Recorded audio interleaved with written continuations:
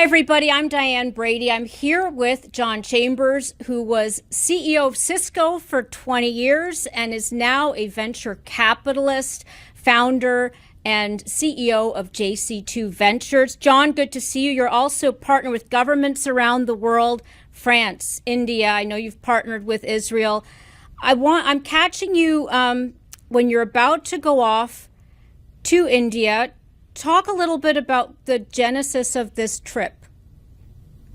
If you look at the big picture, it's a complete follow-on to a dream that a number of us had about India and the U.S. being the most strategic partnership in the world, not stated a year ago before the Prime Minister and the President's visit to the U.S., but stated 6.5 years ago when we formed the U.S.-India Strategic Partnership Forum that was focused on how two countries, two business groups, two citizens groups come together and to say, how can we have a partnership that has tremendous economic advantages, brings the job creation across both countries well in a way that couldn't be done otherwise, that allows us to innovate together quicker and allows us for common defense and security. And that was our dream 6.5 years ago. And if you would have taken the quotes that President Biden and Prime Minister Modi said, that was exactly what we had the aspiration for. So it was a dream come true. But you're just getting started on what you're going to see here. And so on this trip, it is to reinforce the geopolitical issues between our countries and the alignments on everything from innovation to defense to common health issues, etc., and to areas such as the Quad with Japan and Australia and India and the U.S. working together. It's economic, and you begin to see that dream of how do you create many more jobs in the U.S. and in India, our partnership together. And you have recent announcements like by Air India, owned by Tata, of $20 billion commitment to the U.S., and that's 1 million jobs in the U.S. And you have other areas that you talk about, the startup communities, both in India and the U.S., where often the number 2 location for the Indian startups are job creation here in the U.S. And guess what? Silicon Valley or any startup in the U.S., second location probably should be India in terms of the talent and working together. And then you have areas like in the steel industry where we used to have to turn to China for a lot of our steel imports, and you have SR opening up a $2 billion steel plant in Minnesota. So that dream of what this could be is coming true. And then it's people to people. So you've got to regularly reinforce the win-win. You've got to continue to build on those relationships. We'll be meeting with a number of key government leaders, business leaders, the public as a whole, and the media on this trip. And I have very high expectations for it. No, I was remiss. I should mention you, JC2, you've got a portfolio of a number of companies, several of which have become unicorns, including companies in India. Talk a bit about, I know you're chair of the U.S.-India Strategic Partnership Forum, but what about the investments that you yourself have in that country? Well, it's fascinating, Diane, and you're very kind. I have 20 startups, of which we have 9 unicorns. Unusual in terms of a very small venture firm like us. We're more of a strategic partner, a coach of these startups. I've made every mistake there is to make at least once. I've seen every movie multiple times, but it allows them to grow and scale and deal with crisis at a faster pace. That's probably what the young CEOs would tell you in terms of value. My average security company, I have 9 of them, are growing between 30 and 300%. We've got 3 of the hottest AI companies going to level unicorns, such as Unifor. There's just amazing in terms of its leverage and the second location in India. And to your point, when I began to look at investing in India in this partnership, the Prime Minister said, John, I'd like for you to invest in India personally, and I want you to see our startup go through and what we have to change to continue to make this a startup nation and a startup direction. Now, this was 7 years ago, and it gives you an idea how far ahead this Prime Minister thinks. And so the 2 that came out at that time were a result of MIT saying, here are the top 8 startups in India. I looked at all 8 and picked Unifor. Umesh is an amazing CEO there. His last level of fundraising was $2.5 billion. And in my opinion, you haven't seen anything yet in terms of what they're going to do with AI into enterprise, call centers, and beyond. The other one is safe securities, and that's where Saket Modi, no relationship to the prime minister, young entrepreneur, young CEO, and he quantifies security on a scale of 0 to 100, easy to understand. You tie it into your cyber insurance, you tie it into risk quantification, etc. So 2 startups there that do great. But to the point I made earlier, my other 18 startups, almost all of them have their second major location in India. So that very tight relationship is very powerful for that. And it's what I have a dream of the U.S. doing as well, what we've done at a national level in India, and to your point about France, where I'm the French high-tech ambassador, we're doing in states like West Virginia, a true startup state, around the vision that Prime Minister Modi helped me learn and fine-tune, inspire hope, a vision of what's possible. Then you begin to make small steps and then larger steps. And all of a sudden, you've done what the Prime Minister has done in India, created the fastest growing major economy in the world. And the economy, Diane, that will be the #1 economy in the world. I said that during the Prime Minister's visit this summer, and everybody kind of hesitated because they expected me to say number 5 to number 10. I was introducing the Prime Minister at the Kennedy Center, and it was being broadcast live all over the world.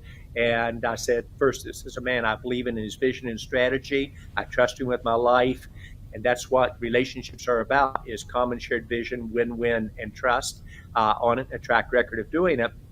But I felt that we needed to set our goals even higher, and I predicted that you'll see India become the #1 economy in the world. But you can look at it mathematically, unless they misexecute, that is already in play. It's an instant replay of China some years ago in a democracy. You know, it's interesting because I think it's currently about 1/5 the size of China's economy. Politics looms large across all of these issues. Before we move on to China, which I'm very curious about because you've done a lot of work there, there is often discussion of politics with India, not just India, Pakistan. You know, there's been discussion of India and support of Israel. Do you think that there's been misinformation around the politics of Prime Minister Modi? Because, it's certainly seen as nationalist politics. What would you say to an American audience about that? Well, the first thing I would say is that Prime Minister Modi enjoys the largest positive representation of any leader in the world in terms of support of these people and thinking he's doing a good job. The last time I looked, it was 76%. We don't have a U.S. politician that's above 50. So let's start with the fact.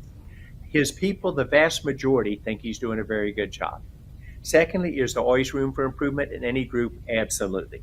And will there always be opposition, other political parties, other views that will say and be critical of a group? That's part of a democracy. It's a strength and limitation of a democracy. So my answer to people would be, look at the facts. It is the most improved country in terms of standard of living. GDP growth is the fastest in the world. Job creation, inclusion across 29 states in India.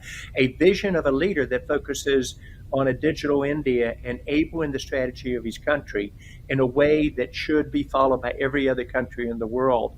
And then an ability to get along with leaders of different backgrounds and different politics. Looking at it, U.S. Democrats and Republicans, very few of them get along like they do with Prime Minister Modi. He purely understands the U.S. He strikes that balance. He's very realistic on what he can do or not do, but both parties really like the man, and rightly so, and the vision of a common united front with India in terms of how we move forward. But he is in a tough section of the world. I mean, when you think about your neighbors, you begin to look at geopolitical issues going on so many fronts, from Pakistan, as you pointed out, to Iran, to Russia, and people forget that the U.S. would not sell India military equipment for decades. And so over half their military equipment, which they need to protect themselves from their global adversaries, such as Pakistan and China, has come from Russia. If they don't maintain those relationships, they don't get the spare parts, half of your military equipment becomes useless over time. And China is a tremendous economic power. There's often some friction there, but you have to strike that balance as well. And Indians are basically a peaceful country in terms of direction. And then striking the balance to have the U.S. as your most strategic ally And they've said that very openly across the board in top leadership, and still have those other relationships, speaks to what a leader has to do. So Yeah. 76% approval rating, really good job. Fastest growth in the world economic wise, a view of inclusion across all the states. It's a hard record to criticize. Let me move over to China, because you have not mentioned any investments there. I know, certainly Prime Minister Modi has got some concerns about China too, did not show up to a recent event that she hosted. What do you think about that market right now as a startup market and as a place that you would want to invest yourself? Well, first, I was one of the original bulls on China. And the first really big decision I made as CEO of Cisco in 1995 was to invest in China in a win-win partnership that other people said, wait a minute, this isn't going to work and you're making a mistake. It turned out to be a very good partnership for me, for Cisco, and a long-lasting one. But I already knew China. I was out of Wang Laboratories. Dr. An Wang, smartest man I've ever met in my life, invented magnetic core memory, walking across the Harvard quad, zeros and ones. So I had an understanding and a love for the Chinese people, and candidly, a win-win relationship with their leaders, even though they were very tough negotiators. Beginning about a decade ago, this turned into win-lose, with China's leadership clear goal to win at the U.S. expense. And it was no longer just a slightly not level playing field, but a slight increase to one that was almost impossible to operate on. And so to me, relationships and your currency is about track record. It's about the relationships you build, and it's about trust. And so I lost trust. And so I quit investing in China. I turned the leadership and the interface to China over to my successor, Chuck Robbins. And I focused on India in terms of my remaining time at Cisco. And then once I left, I focused with my startups being global startups, and hopefully some of the very best in the world, 9 unicorns. Think for a moment. And by the way, all 9 are maintaining unicorn status. I don't know if there's another VC of much larger status in the world that has maintained anywhere, even 75% of the unicorns still in that category. But it's the ability to look for win-wins and how do you drive it through. And so when I lost trust and confidence in the leadership, not the Chinese people, but in the leadership, I strongly encourage my startups not to do business in China. And everybody says you're passing on this market. Dr. Wang taught me you have to do business in China on a win-win. Don't fall in love with the population and say automatically this is going to be an economic good decision for you. Turned out in hindsight to be another good call, and one that most all my startups would say was the right thing to do. And we doubled down on it, and you see the economic benefit. Israel, I feel like I'm pivoting across the planet here with you, John, but I know that you certainly knew Shimon Peres very well. You've met Prime Minister Netanyahu and was very involved at Cisco and otherwise in that economy. What do you make of the prospects given the current war with Hamas?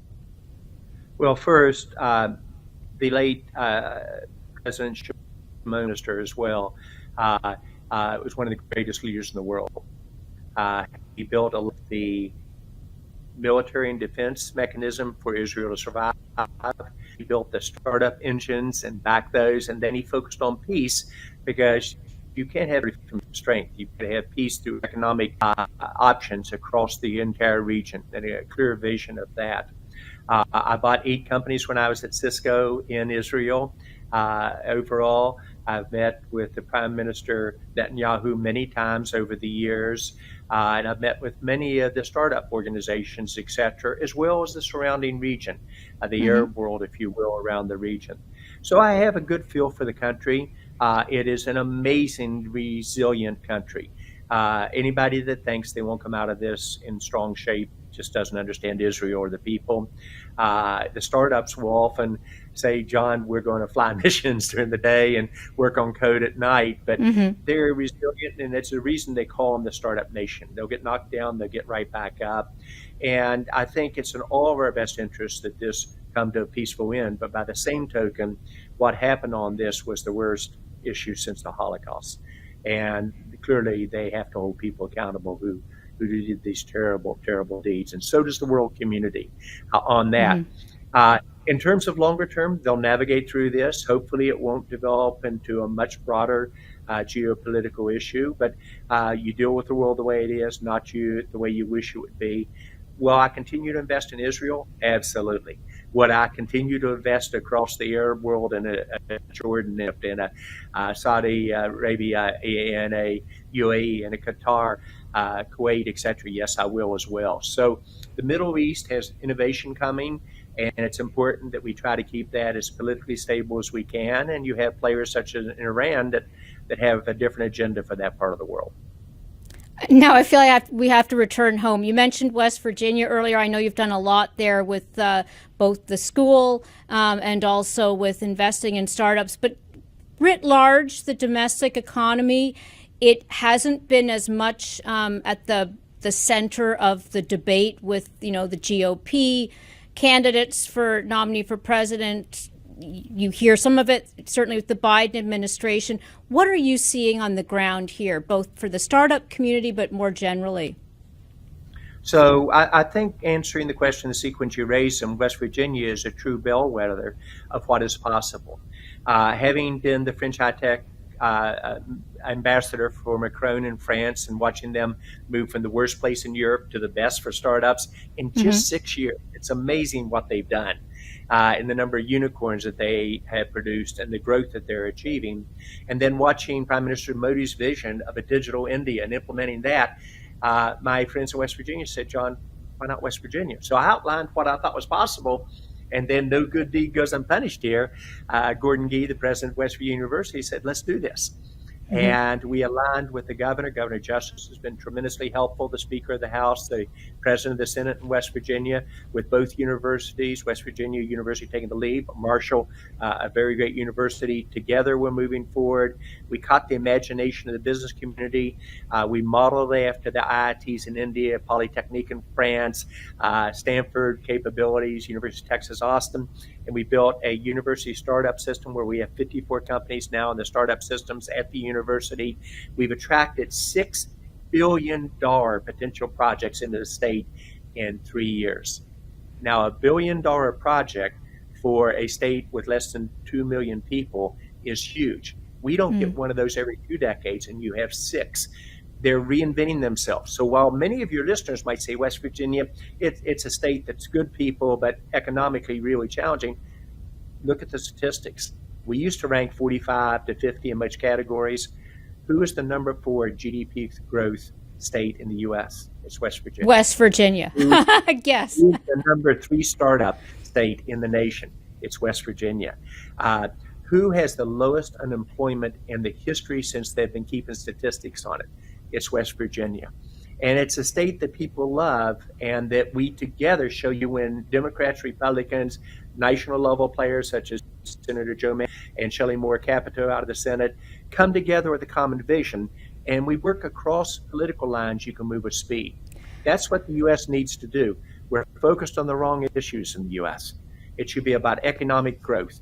It should be about how every American deserves a very well-paying job. It's about how our kids have a future that's going to be brighter than their parents, which today they do not. Our political leaders are missing the goal. We're focused on the wrong priorities, which gives countries, and we've seen around the world, when you're focused on fringe priorities and you miss the views, you get into trouble as a nation. I do worry about the U.S. in that category. However, that we're still the strongest economic engine in the world. The economy is almost too strong. That's why you rates up, and it'll probably stay up longer than most people anticipate. IPO market is really tough. We were hoping that would get open, and there are about 200 to 250 companies that would like to get an IPO process started. It's very difficult in today's time. It's probably going to be well into second and third quarter next year before that occurs. I think once you see the interest rates truly level out, where we know they're leveling out and have a chance to start down, that's when you'll see the economy move. And some of these changes were overdue. We had business plans that were based on growth, not on profitability, sustainable differentiation, or cash flow. Great. There's a lot more to discuss, but I really appreciate you speaking with us. Is there anything else on your radar, John, that you would want to put on ours? Yeah, I think we need to dream bigger as a nation. We need to have a digital U.S. vision.